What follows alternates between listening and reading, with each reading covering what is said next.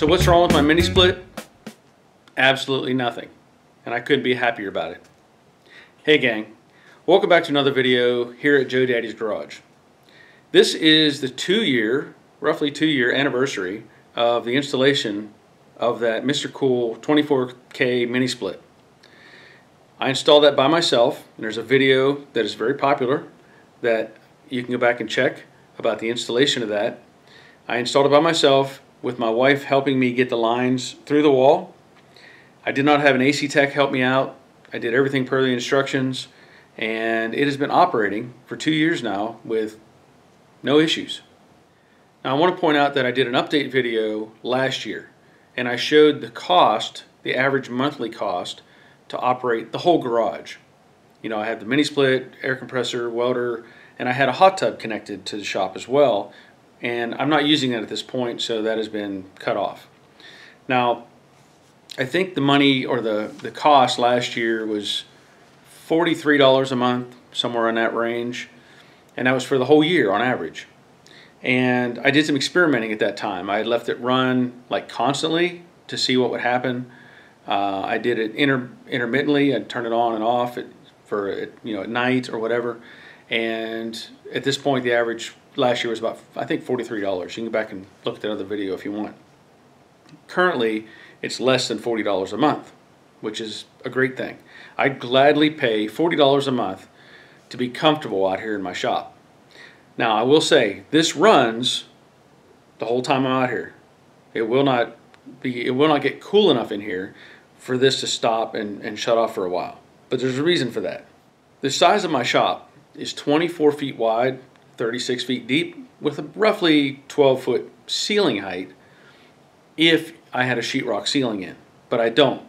I have open rafters, and so it goes all the way to the roof. So 24 by 36, normal situation, would be 10,368 cubic feet of space that thing has to cool. Add into that an additional 3,456 cubic feet because of the height of the truss. You know, 412 pitch, it's 24 feet wide, you can do the math, and that's the number. So it's actually cooling an additional 3,500 cubic feet. I bring that up because if I had put a ceiling in and insulated the ceiling, the sheetrock, it would probably be a lot more efficient. I already know that. I also want to point out that this wall behind me is insulated. The front wall around the garage door is insulated. The back wall is insulated, and this wall on the opposite side is not insulated at all. There's no sheetrock, no insulation, it's just open 2x4s.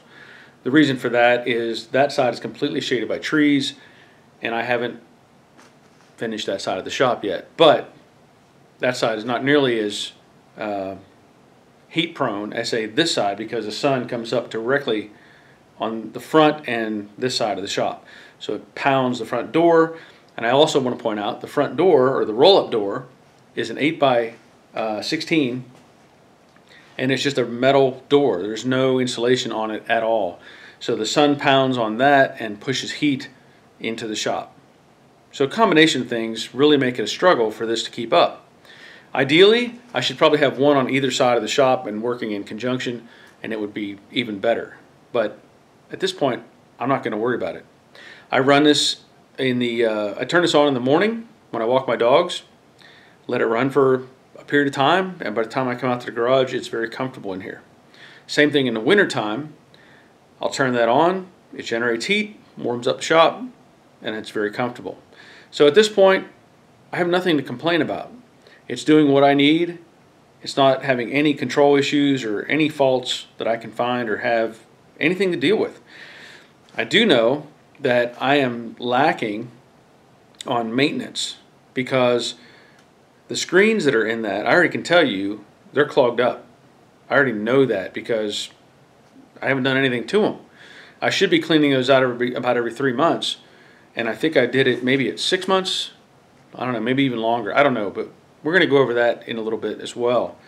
Otherwise, I have nothing to complain about. You know, in the first video, when I installed this, I did it by myself, other than my wife helping me get the lines through the wall. I did all the connections myself, all the wiring myself, and I had no AC tech on hand. So I just followed the instructions, and it was pointed out by a lot of people in that first video that you need to vacuum the lines or it's not going to work, it's going to have problems. Well, that's not how it's designed. These systems are designed where the homeowner can connect everything up, open the lines, and when you do that, that's when you break the seal, because they come pre-charged. When you connect everything and then puncture internally, you puncture the seal, it charges the system, turn it on, let it operate. It's going to take a little bit for it to cycle and be functioning, and then it's going to start cooling or heating depending on what you're choosing. So anyway, I'm going to go over a couple things. One thing I think is kind of cool, I don't know if you can see it or not. Let me angle up here a little bit. On the front face, maybe you can see it. There is a indicator to tell you what the temperature is. So there you can see, yeah, 73 degrees is what I have it set at. So it's just going to try to cool until it gets down to 73, which I can tell you it's not going to get there. Not when the temperatures in Georgia outside are 94, 95, 98 degrees. That's a big struggle for any AC unit to try to keep up with. But for me, this does exactly what I need it to do. It keeps the moisture down. It cools down the shop enough to where I'm really comfortable. And if it runs, it runs. So let's take a look at the filters. And I know I got a lot of grief last year because I just took an air hose and blew out the filters, which was blown into the shop, and that was a bad idea. So I'm going to try to do a different approach this year, and let's take a look.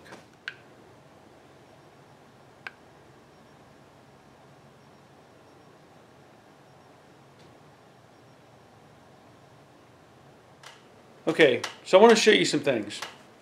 I don't know if I mentioned this in the previous videos or not, but this is the remote, and from what I understand, this actually has a temperature sensor in it. So the goal is for the unit to meet or get this cooled down to where it'll shut things off and cycle it. I think I have had this work. I've used this once like that. I had a vehicle sitting down below the ducting here, and I had this set on top, and it did cool it down and shut off. So I know this works. The functions, it has a variety of things. It has one called turbo, and that is a short operation. If you hit the turbo, it'll turn it on up here. You'll see this actually light up and say on right there. I don't know how well you can see that, but it puts it at like max speed, and you can hear it pick up and really push. But it will not stay that way. It'll actually do it for a period of time. I don't know what that time is, but it'll do it and then go back to your normal settings.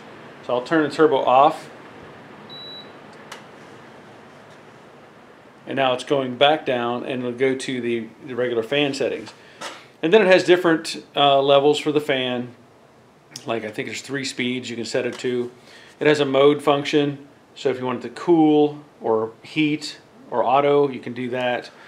There is a timer function. I don't use the timer. Of course, in the center it has this temperature up and down. Pretty simple. And then there is another feature. Well, you can put this. Well, let me back up a second. Along with the turbo button, it has one that says self-clean. I have not tried that.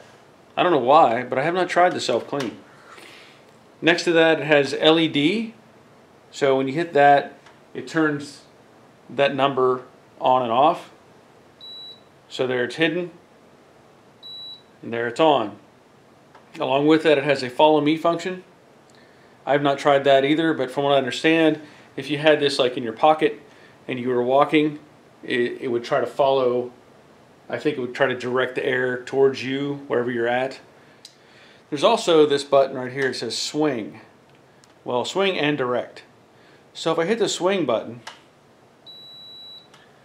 you can see that this panel is going to pivot up and down, and that's just going to kind of sweep the air up and down across your workspace. So we'll let that move up and down for just a minute.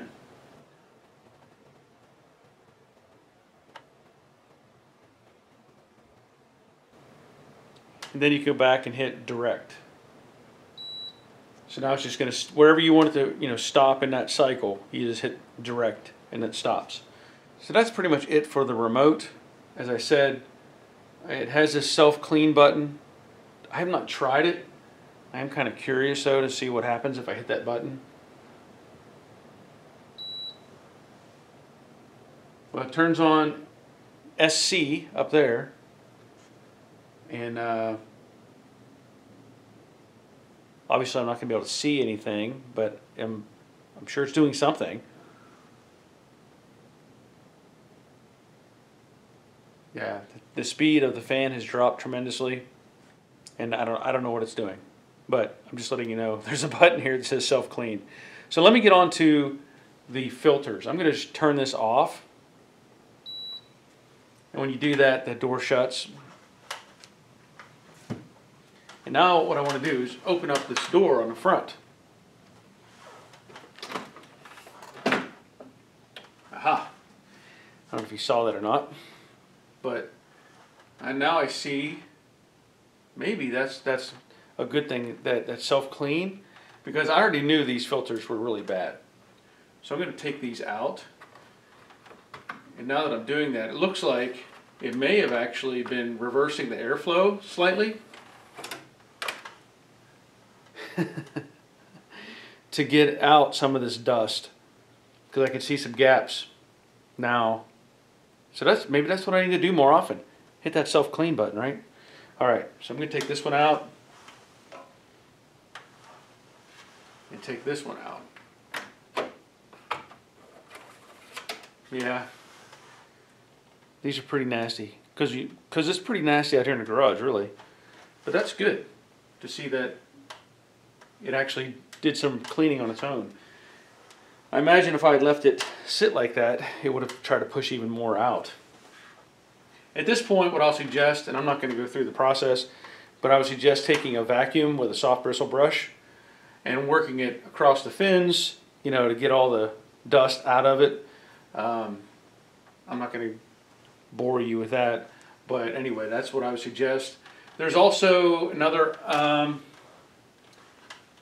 idea that was suggested to me that I obviously didn't take advantage of, and it was suggested that I build a box above this, since the intake is at the top, and they build a box that sits over top of one of these, and then you put regular AC filters sitting on top, so you basically have an open space of the a shelf, let's say, and you set the filters on top, and then what happens is debris coming down has to hit those filters first before it goes into this. So just a thought. I know I need to do that, but I haven't. So all right, I'm going to clean up these filters, and I'm going to try a different technique this year. All right, this year I'm using water.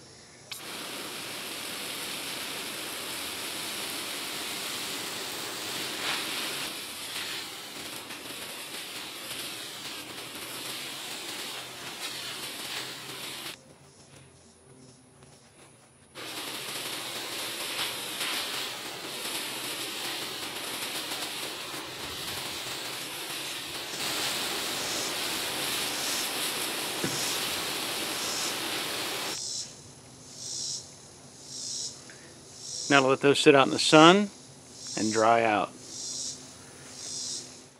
Okay, clean screens, I should say. These are, I call them filters, but they're really just like an inlet screen, I guess in some sense they are filtering, but I tend to think of filters as having a lot more complexity to them.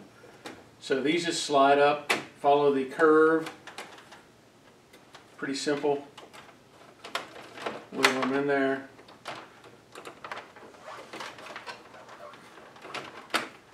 And then hook them on these little tabs.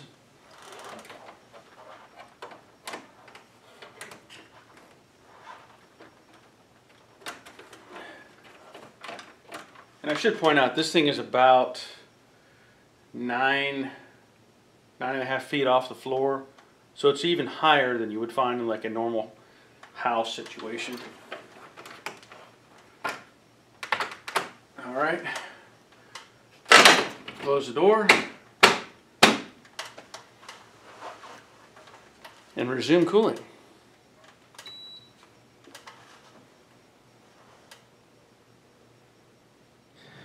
All right, that'll be the end of this video. As I said, it's been 2 years, and I'll probably do some other updates down the road, but I'm still loving this mini split. I want to point out, if you're interested in getting one of these, I have links on my Amazon page. I will also post some links in the description above. And if you click on those links, or if you go through my Amazon page, I get a little percentage of that purchase. It doesn't cost you any extra, and it helps me out because this is probably going to be my full-time gig from now on, is just doing YouTube videos. Also, if you're just doing regular Amazon shopping, there's another way you can buy things that'll help me out. If you fill up your cart on Amazon, and then you go to my banner, and up in this corner of the banner on my homepage for YouTube, there's an Amazon link. So fill up your cart, click on that link, and then proceed through your order. And again, I'll get a little percentage of that, but every little bit helps. So I want to thank you for watching. Leave a thumbs up if you would. Leave a comment, subscribe, share. You know the drill. Help this channel grow. I want it to get bigger and bigger, and keep making videos for you to watch. So until next time, take care of yourselves. See ya.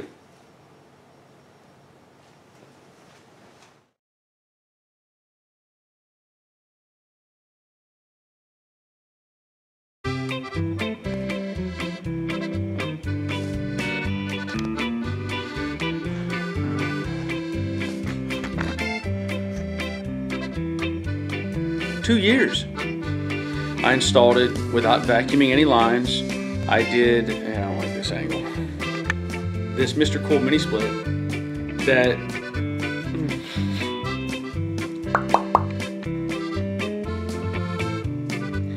So what's wrong with my mini split? For those of you that have been following, just me and my wife helping me, because I think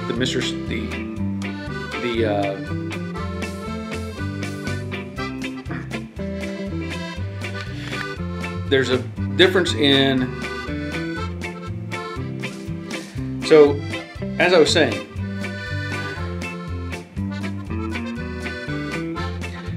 when I put this in, gosh, I don't even know where I'm at. Stop it.